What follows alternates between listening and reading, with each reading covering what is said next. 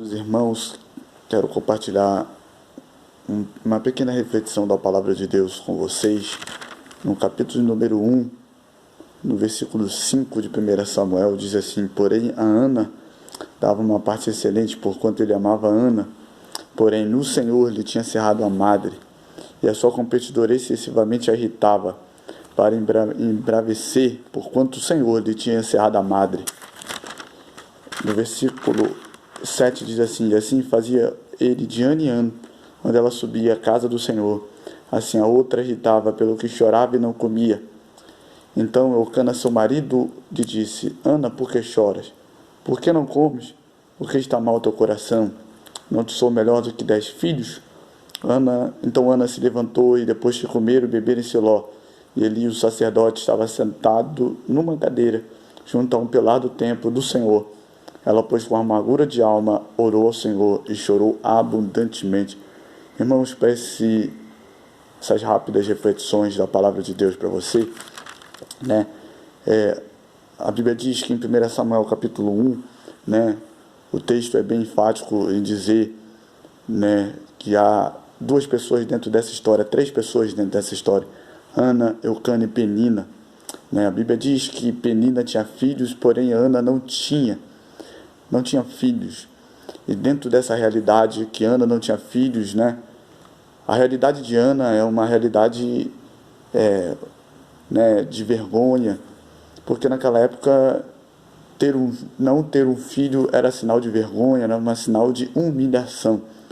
Mas o texto bíblico, né, nos relata que Ana, ela vai dar ouvidos a tudo aquilo que Penina está embravecendo, porque a Bíblia dá o porte de Penina, a pessoa de Penina, como competidora. E a primeira lição que eu quero entregar para você nessas rápidas palavras é que nós não podemos dar ouvidos a pessoas que não têm o propósito que o Senhor estabeleceu conosco. Porque se nós vamos dar ouvidos a pessoas que simplesmente estão afastadas do propósito de Deus, não tem como nós vivermos aquilo que Deus tem preparado para nós. É uma realidade profunda, né, dentro desse cenário, né, dessa fase que nós estamos vivendo, que é uma fase de pessoas que não conseguem viver o propósito de Deus, porque dão mais alusão, dão mais visão, dão mais ouvidos a pessoas que simplesmente estão fora do propósito de Deus, não conseguem mais viver aquilo que Deus tem, porque simplesmente dão ouvidos a essas pessoas. Uma lição que Ana tira para nós, e Penina também dá uma lição para nós, que Penina é uma competidora que tenta irritar Ana excessivamente, querendo criar um espírito de competição dentro do cenário da vida de Ana, a ponto de que essa mulher, ela se encontra abatida, essa mulher se encontra desanimada, essa mulher se encontra numa depressão terrível, aonde a Bíblia diz que tal era a maneira com que Penina falava, né, a Ana, tudo aquilo para irritar Ana. Ela não comia e nem bebia, porque palavras que vêm contra nós, palavras de pessoas que nos afastam do propósito, elas sempre vão nos ferir e vão nos levar muito mais para longe de Deus.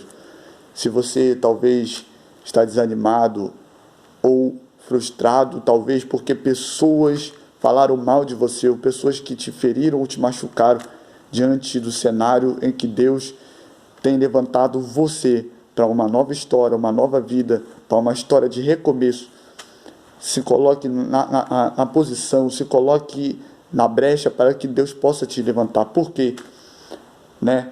E uma segunda lição que a Bíblia diz no verso 9, né? A primeira é que Ana, ela não vivia os propósitos, ela não entendia aquilo que Deus poderia liberar, por causa que a sua amada estava fechada, ela não podia ter filhos, ela não entendia porque dava ouvidos a Penina. Segundo, no versículo número 8, a Bíblia diz que Eucana se levanta e, vendo a indisponibilidade que aquela mulher está em viver, está de viver o seu propósito, o propósito de Deus, essa mulher, Eucana, seu marido, vai se levantar e vai dizer: não sou melhor do que 10 filhos, porque está mal o seu coração. Em outras palavras, Eucana está dizendo: por que você chora? Porque Penina tem filhos e você não tem.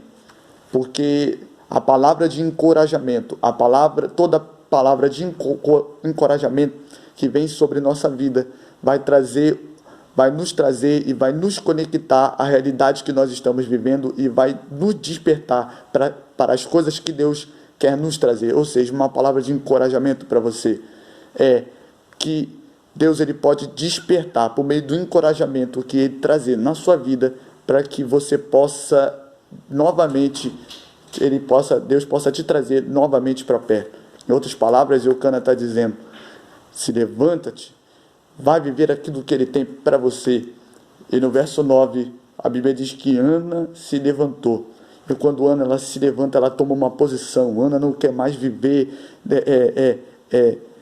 debaixo de palavras, por baixo de palavras que Penina dava, que Penina falava sobre ela. Mas Ana queria viver tudo aquilo que Deus tem para ela e dos milagres que Deus pudesse fazer. Porque Samuel viria para restaurar o sacerdócio de Israel, o sacerdócio que estava quebrado com Eli, Hofni e Finés. Assim, Deus iria levantar Samuel para um propósito de renovação do sacerdócio de Israel.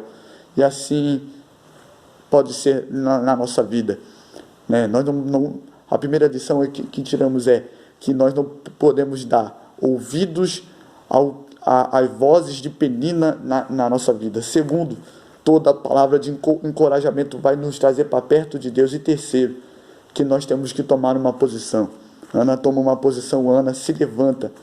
E no verso 10 a Bíblia diz: ela, pois, com amargura de alma, ou seja, em outras palavras, ela está amargurada, ela não consegue perdoar, ela não consegue ter palavras para digerir. Porém, Ana vai fazer algo muito importante quanto a essa quarta lição, e aqui nós terminamos essa palavra, essa reflexão. Então, ela, pois, com amargura de alma, orou ao Senhor e chorou abundantemente.